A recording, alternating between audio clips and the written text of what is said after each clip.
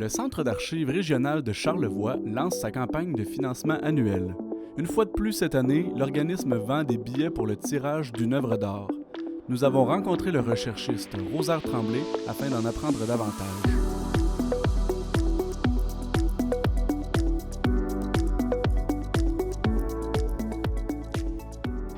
Bonjour, Monsieur Rosaire Tremblay.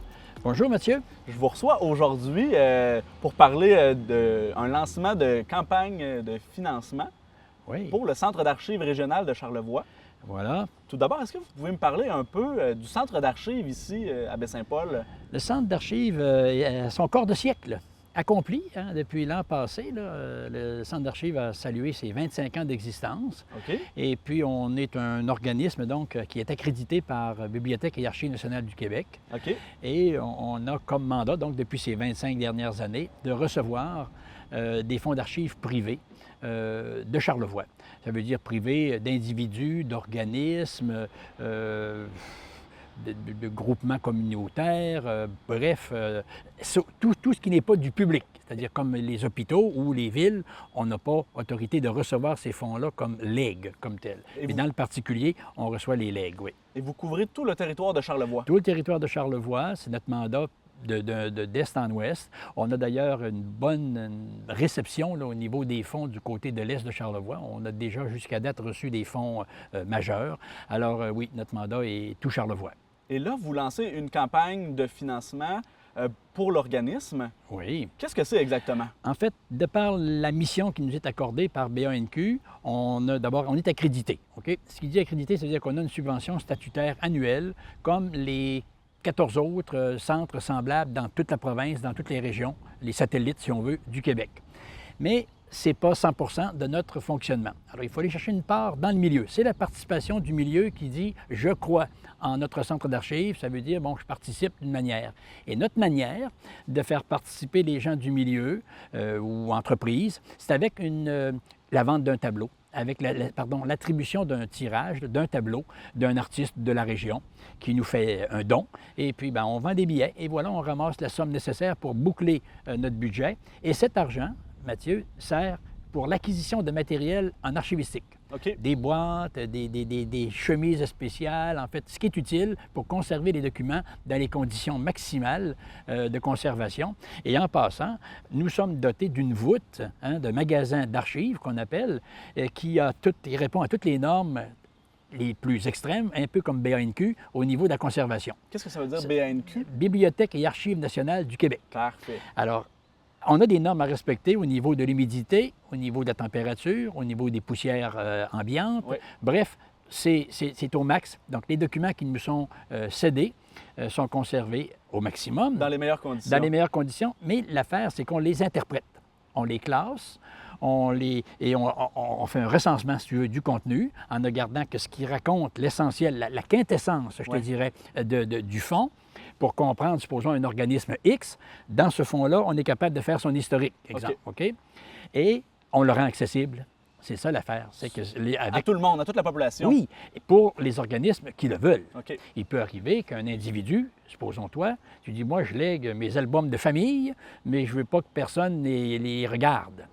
Tu nous les donnes, certes, mais bon, il y a une note comme quoi... On peut les mettre sous clé. Oui, on peut les mettre un peu sous un omerta, Okay. si tu veux. On les cache, on les garde. Mais ça, c'est très rare, on n'en a pratiquement pas. Okay. Alors là, dans le cadre de ce tirage-là, c'est le début de la campagne qui se déroulera jusqu'à quand? Jusqu'au mois d'octobre. Jusqu'au mois d'octobre. Oui. Donc, les gens ont plusieurs mois pour se procurer les billets qui sont à quel coût? À 20 $.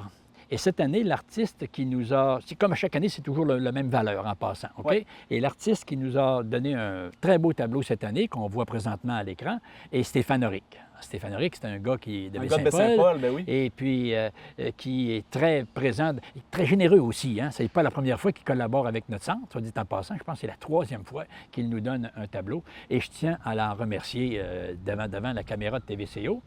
Et saluer aussi la Galerie d'art Iris de Baie-Saint-Paul, Stéphane Bouchard, un des directeurs, qui, à chaque année, nous offre l'encadrement du tableau. OK. Donc, quand on remet l'œuvre au gagnant ou à la gagnante, il est complet. Elle est prête à accrocher. Elle est prête à accrocher, voilà. Alors, elle a son cadre, c'est pas un tableau à nu. Superbe couleur vive sur le tableau, paysage de montagne, de forêt. L'arrière-pays de Charlevoix sur celle-ci. C'est l'arrière-pays, donc on présume les Piémonts des Laurentides dans l'arrière-pays de Saint-Urbain.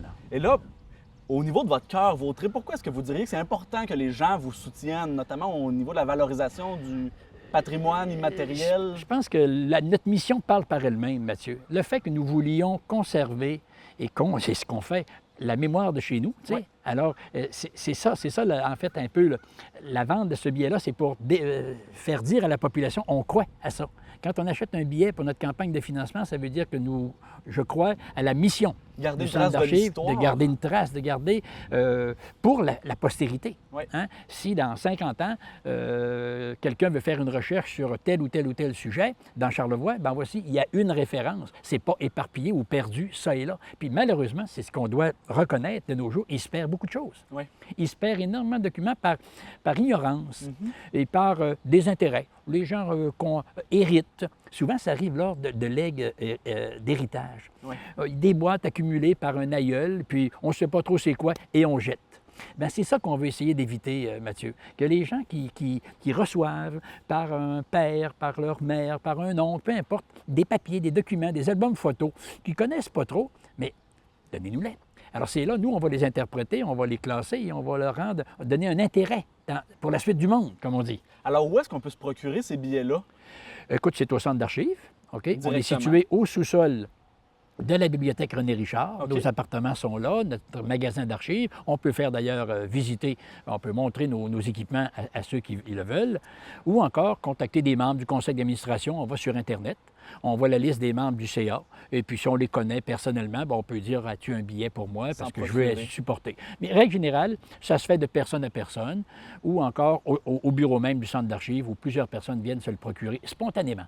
Super. Bien, merci beaucoup d'avoir accepté notre invitation aujourd'hui. Et puis, on vous souhaite de bonne chance pour cette campagne de sociofinancement. Merci, Mathieu. Merci à TVCO et aux gens qui nous écoutent de nous supporter, encore une fois, pour la mission du Centre d'archives. Merci. Bye-bye.